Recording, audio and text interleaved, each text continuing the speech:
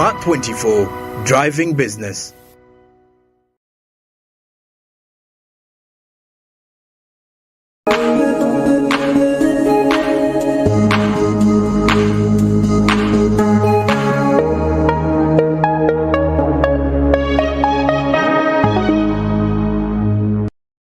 Welcome back from the break. This is still Women in Business on Smart 24 TV, and I'm Doreen Kemcha. Now today we are still talking about all these evolving norms and how to tackle male engagement. And Christine, you mentioned something just before we broke off, and it's still been turning in my mind. Yes? Because even during the break, you mentioned something else, and you're going to say it because you have to say it. But you mentioned that sometimes you go with the men. Sometimes you do not blame the men so much for the way they feel, because sometimes we approach these sensitization drives with a different ethos, with a lot of anger, with half-baked information. Yes? What? Just add a little bit on that. Well, just to say is that yes, say it as it is. Sometimes the way we enter into communities, because whatever we say in the boardrooms, in conferences, eventually it has to go down to the communities. Whatever has been written so smartly in textbooks and all that, it all ends in the community. And as we enter into community now to implement, to engage, to roll out these very smart approaches, but then how we do it and who does it, with whom, it really matters. And most times when we've been there, the men have told us, not only the ones, even the ones in the offices, for instance, at the district, you are here to spoil our women. You are here to make our women big-headed. You people, you mislead our wives, our daughters, and everything. For which, like I've told you during the break, to some extent, I agree with them. Because sometimes we go with half-baked information. Sometimes we go with our anger out of our own experiences. Sometimes we go with it's all sorts of things. Maybe the way we crammed it in the book, the way it's going to be, without fully unpacking it and contextualizing on what you find in community. Because I would say that, for instance, business, and we are talking about women in business, as we get there, we mobilize the women. We tell them, you see, a woman has to work, a woman must be economically empowered, which I agree with 100%. But this woman you're talking to has a male partner. And if anything, given our society, the patriarchal society, which woman is living in a man's house? Yes. And the resources, on the land, this land is for a man. And now here you are, you've taken out this woman, and we are saying, don't tell the man about this. First of all, this lady will start going for these meetings, coming for the meetings, for the women's gatherings, and she's telling all sorts of lies to the husband. I'm going to see my mother, I'm going to the well. Do you see how you're causing disharmony, problems in this home? So, and then when it comes to the actual giving them money, now you give them money, don't say the man is going to eat this money. It is true. By the way, they sometimes even take away that money from them. But do you know, we had a project when I was working with ASI. It was Women's Economic Woge, Women's Economic Empowerment and Women's Economic Empowerment and Girl Empowerment, Woge. Yes. It was Woge. But we made sure we involved the men, because we realized it was going to cause a lot of problems in the home.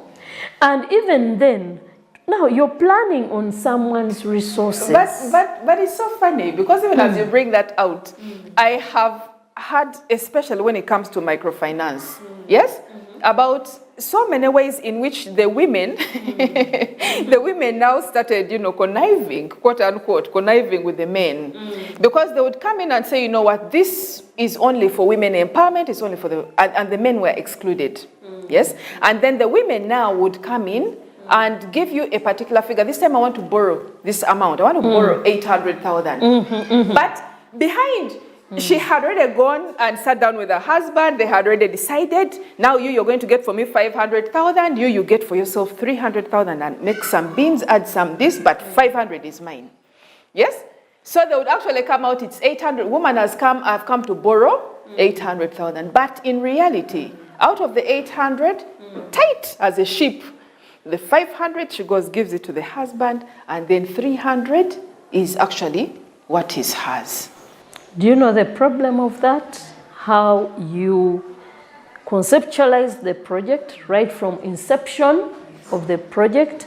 Because if you had engaged the men, the spouses, the partners of this lady, told them, and even during the workshop, financial literacy, told them, if we lend you this money, this is how you pay back. This is how, well, the name that we have is maybe Mrs. Kato. But Mrs. Kato has Kato. That means you need to involve Mr. Kato in whatever... all the different dealings. And everything. It's expensive, but it's more sustainable. Yeah. Are you just doing this for the sake of, this is a 2-year project, by the end of 2 years, we would have lent out so much, and so many women would have given back, but the details of that. That's what I'm telling you, that it has to be holistic. You not only, it's economic, but it has a social aspect, it has a political aspect, it has everything. It has a cultural aspect behind it. So you find that if you had engaged Mr. Kato, he would know that actually we are supposed to pay back this money. Every month we pay back this amount. And if we are going to give back that amount, so when even if Mr. Kato borrows, takes the 500, he will know that these people are serious, and it's, they told us about bookkeeping, about, record keeping and all that. So when my wife goes back there, and even mere respecting, dealing with the ego of Mr. Kato, and recognizing that he is there. Mr. Kato could even be a drunkard, by the way. Yes. And he's doing nothing. By the way, one of the reasons why domestic violence is increasing is because now there is that change in the whole... in the capacities and all this. Yes. And because maybe of the war, because of... you've heard about actually now where men are saying also men empowerment. Because it is serious. Girls and girls and women are really getting empowered. And the men, truth be told, they are scared. At all levels. But I would like to talk at a community level. Here is Mr. Kato, who maybe lost a job. The coffee is not working out well. Then he has this big chunk of land which he cannot cultivate. And here you are now, the woman, you've given this woman money. She even goes and gets an allowance, by the way. And another thing I need to tell you, the fact that women, that's where actually if you're dealing with women's economic empowerment especially, you need to first deal with the mindset of the woman. How are you going to manage this empowerment? Yes. Because also when we empower these women, the way they manage the empowerment, yes. Because the man will ask, well, now which part of the land are you going to plant on the maize? Don't ask me. Does it concern you? Attitude issues. And then, you're like, gwetunula butunuzi. You just look at me, but the woman is forgetting this is this man's land. So, and this is happening. So what actually happens is that you're creating already domestic violence, animosity. And the women, because now it's an extremist who came to them, we are going to empower you. There is no more, abuse by men. We are tired. Now when you get your money, you're going to be empowered. You will make decisions. But these decisions have to be reached at amicably, in a harmonious way. And you need, actually for me, one of the things I learned, you need to deal with the ego of men. Yeah. I have been working in those. But let me just say something. It seems as if, and this is where one person said before, yes, an extreme, a radical feminist, and said, it is what it is. Yes, I am not beseeching you. I am not begging you to look at my rights. Yes? If you basically are not jumping onto the bandwagon, let it be. You will find me moving. You will find me moving and you will join as I move. I'm not going to wait to actually explain to you, to get your permission, to ask you for authorization. I am not going to do that. That is from the husband or partner? No. That is the woman. Yes, that is the feminist. That is the feminist saying that she is not going to take a lot of time explaining to get you out of your stupidity. Yes? To explain to you. Now? To the community, wherever they've whoever doesn't understand, whoever does not understand where she's coming from. Yes? She's not going to take that time. And I thought, but really, in the interest of harmony, how are you going to vouch for what you're doing? How are you going to engage others if you do not want to make the time to actually let them see your stand? For me, I would say that, you see, you can move very fast and run very fast if you're moving alone. And indeed, you'll hit your target or you'll get your destination very fast. Very quickly. Very quickly. And since you're not waiting, you're not listening to anyone, but once you get there, you look behind, there's nobody following you. There is, like, even your victory, you will not feel it. You will not enjoy it. It will have no impact. It's not sustainable. But if you pull along others, engage, because it's not a homogeneous community. We are different. And actually, when you talk about gender equality, you see, it's unfortunately, I don't have where to illustrate. No, it's okay. But you see, we are not the same. We are not at the same level. And then what does it mean? Because if there is a football match there and you want all of us to watch, then you will bring different basements. You make sure, okay, there are those ones who are below, then the ones who are higher. So you cater for everybody. And at the end of the day, all of us will get to that destination. And that is when we can have sustainable development, sustainable, we go as a team. And we can now we can celebrate and now I'll talk about the women's movement. And that's why there is that approach. You must be very holistic, very deliberate to involve, because we have women with disability. Much as you talk about women, but there are women with disability. To involve so all that groups. means you need to take a different approach. You see, now there is also leaving no one behind. It's one of the principles. Because you will think you've reached there. Then they say, you are running a race for women. Whom did you involve? You're alone. Whom are you speaking for? You alone. But once you're there, you will talk about, like now, women in business. I used to work with women informal cross-border traders. And actually, everybody knew them as Magendo women. They had also, and they were also so proud using their panya. They will go through the informal routes because our borders are very porous. But nobody had ever picked interest to ask them, why do you go that way? Is there anything that we can do? Now, if you're moving too fast, this is a woman who knows Lunyankore, who knows Kiswahili, who speaks maybe Luganda, local languages. But now you say, I'm advocating for women cross-border traders, especially the women the small women, the ones in small business. But you're not waiting for them. You've not listened to them. They've been in this business. Actually, some of them were in that business for over 50 years. And they've remained small. They've remained using the panya route, and they've been exploited, even sexually exploited. Because as they use the informal routes, anything Anything happens. can happen. And anybody. And no one will protect them. No one, and they can't report anywhere. And some of them were saying, what do I do? I give in so that I can cross with my few kilos. Of course, they would carry these things on their heads. So with my few kilos, I go across. Then you ask, when you come back, do you kind of, even as you're doing it, what about your husband at home? And they're like, what do? We need school fees. My husband is also not working. The money is not enough. Oh, he abandoned me.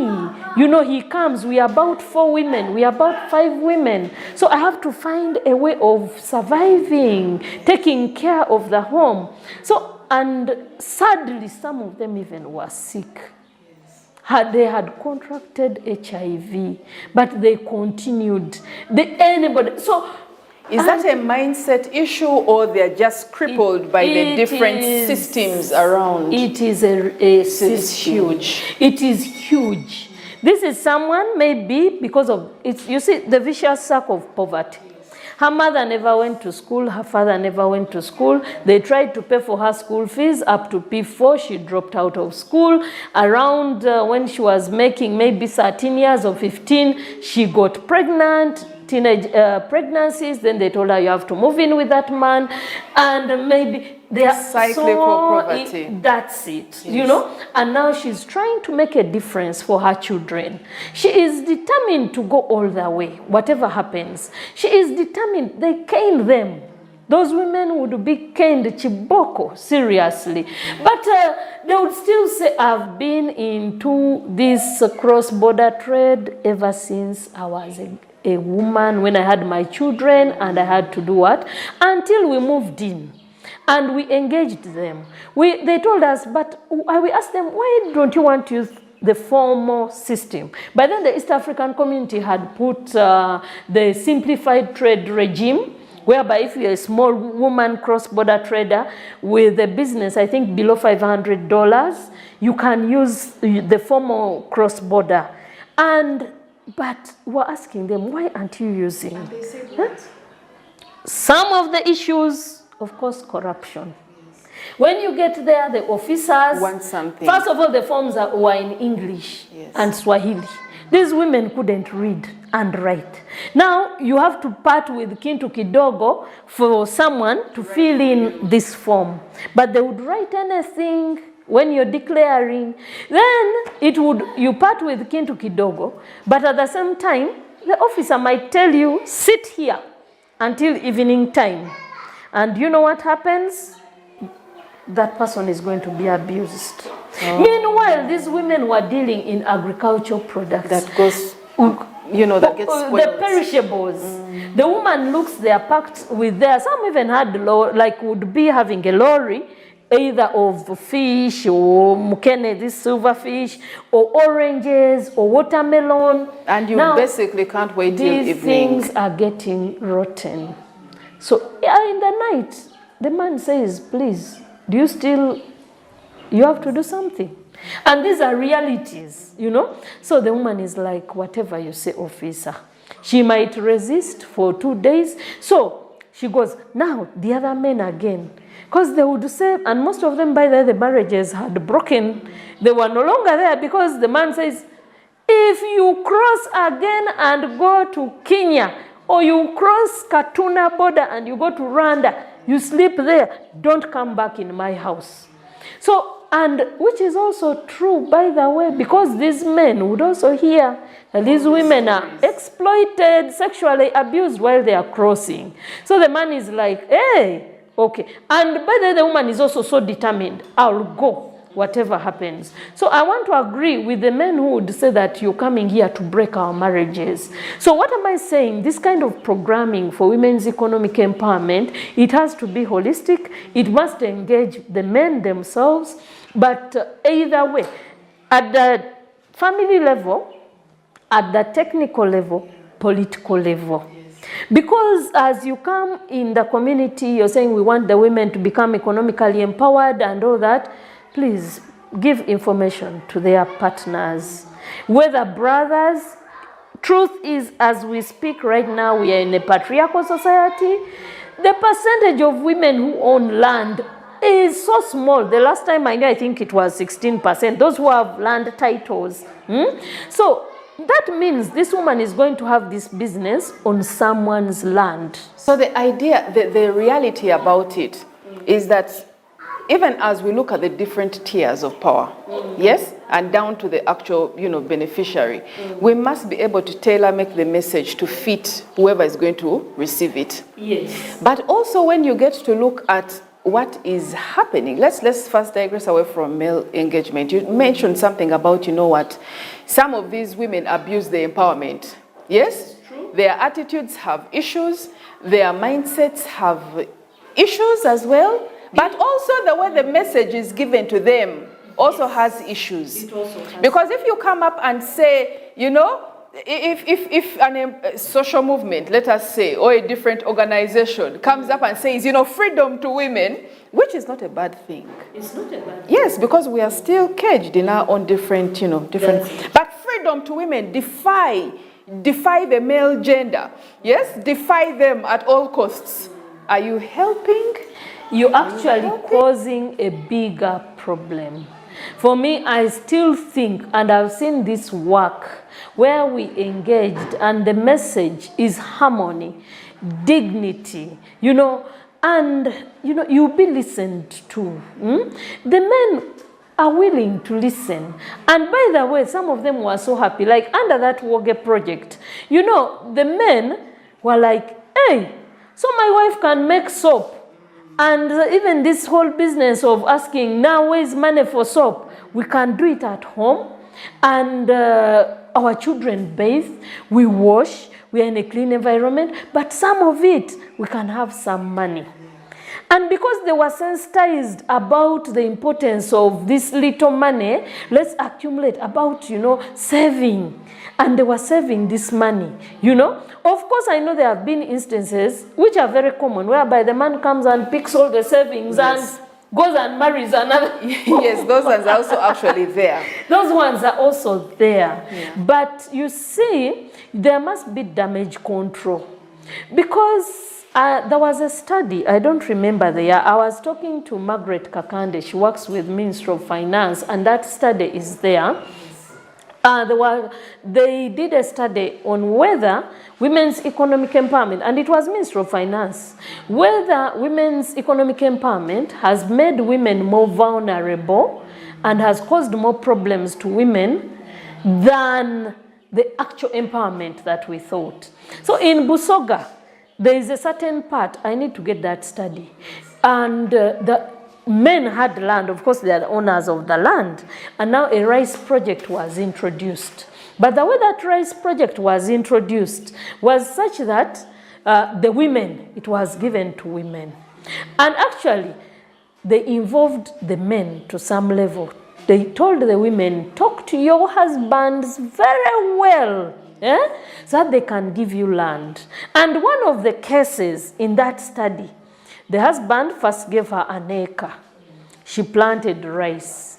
And then when she planted, during, they come in at harvest time, our nice husbands. Yes. Now the rice, and the man was a drunkard. So like now, the woman, but they were told, they prepared their mindsets. Don't keep calm. Massage this man's ego. Make him feel nice. Make him feel important. That you see, Baba, what you did, now even I've planted, and keep updating him. Whenever you come from the garden, I've been able to plow at least half an acre now. I have planted on that side. Thank you very much, Baba. Affirm him. Babas were happy. And now this woman, the husband said, you can also now get into the second acre. I can see you're doing a good job. Meanwhile, for him, he doesn't even go there. Yes. So Baba was happy.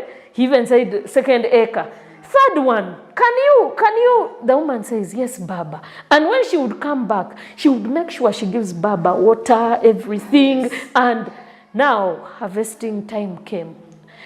Baba was not very, but now he started going to the garden. He saw it was, so they harvested together. But of course, he knew whatever was happening. Now, even Baba's time for drinking reduced because he was seeing monitoring good now. Money now coming. So the woman was like, they harvested. Now it got to time for taking to the market. Baba was like, you know what? I'm done with the bicycle. Let me take to the market. So this woman was like, now I'm beaten at this. So she convinced Baba and they went together. But who was getting the money? It is Baba. Now when Baba got this money, the woman was like, but Baba, you know, we have to pay school fees. We have to leave some of the rice for home. Baba was very good. He said, but this 50,000 I have to take. The lady was like, now what do I do? Do I argue with Baba? No, she said, okay, Baba, you go with the 50,000. And he left, but the issues at home, at least the children went to school. They had food. You know, you need to take calculated risks. This woman calculated her risks. Then now, eventually, she was done going to school, taking the money and everything. Even at school, they were now recognizing her. She paid the bills. So the woman weighed, which is better. So the women need to also to be sensitized from early on. These women had been sensitized from early on. Definitely, that male ego, it has to be there, and you need to deal with it. And for as long as you conflict with that male ego, that conflict will never end. It will never. They will actually and frustrate. You can never win it. They will always try as much as possible to frustrate any particular drive, any women empowerment drive. Now, this lady, the next season, Baba said, no, we are going to do 5 acres. And they continued with Baba like that. What am I saying? Of course, Baba became rich. Baba was going now, moved from taking the local brew, he was taking beer. Yes. He was better dressed, of course, even attracting more better girls. But this woman looked at it. Now she ended up the whole land actually utilizing it. And she was explaining to Baba, Baba, we have got this amount, which now as the women's movement or feminists, we shall say, no, that is abuse. That is violence, abuse of, it actually, if anything, this woman is a slave. Because she's the one who cultivates, Baba only comes in at that point. End. My dear, fight for your rights. But we need to be calculative. My children are going to school. We are eating. I can even now contest to become the LC1 chairperson. And I can even, because I have the means. But it also leaves us at any, this is an interesting conversation. It also, another can come in and say, it also leaves, because there is a lot of fluidity, a lot of bloodlines. So it leaves us at the mercy of Baba and his...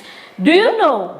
What happens is that once you keep saving, because I mentioned saving, you have a certain saving somewhere, and this same woman, because the study moved on, she went and bought her own land.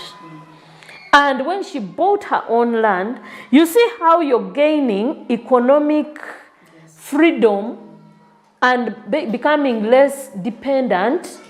And even if Baba one day says, get out of here, you woman, you have somewhere, you have a fallback position.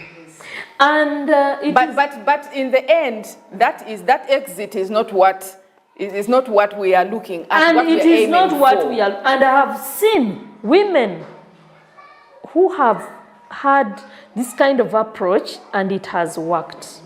I have seen women, because this man, by the way, I've told you about, you need to work around the mindset, the ego of men. Yes. And right from the beginning, you involve him. I'm sure Mr. Andaula would be somewhere, but let me tell you, Mr. Andaula, my husband, is a very, I shouldn't say traditional, but he's a real Muganda man. Educated, but he's a real African man. Yes.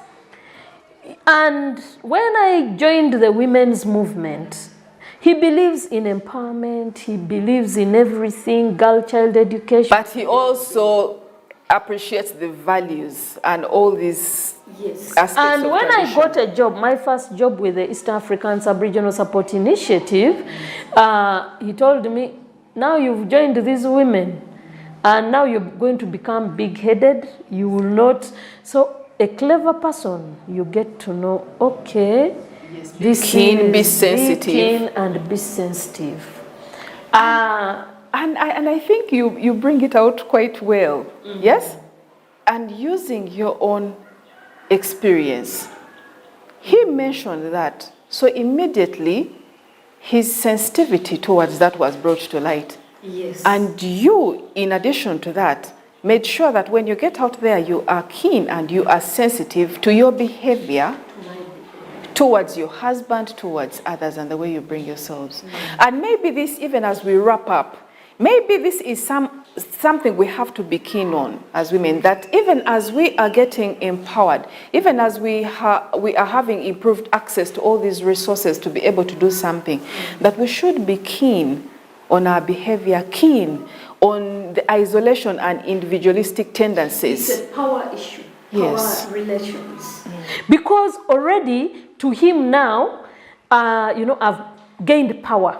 It's a power balance, by the way. I need you to look just in briefly 1 minute, please. Look into your camera and stress this, because women need to know this. This conversation is long, but just 1 minute, as we wrap up. As we talk about this, it's a power. How do we manage power relations, power balance? So as we move from one stage to another, so as you gain economic empowerment, the balance is moving a little bit. It's tilted. It's getting tilted. But as women, we must be cautious. How will my partner react?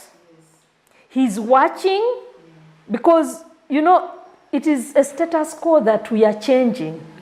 So, and immediately, like I've told you, my husband, I told him I've got a job with the Regional Women's Organization.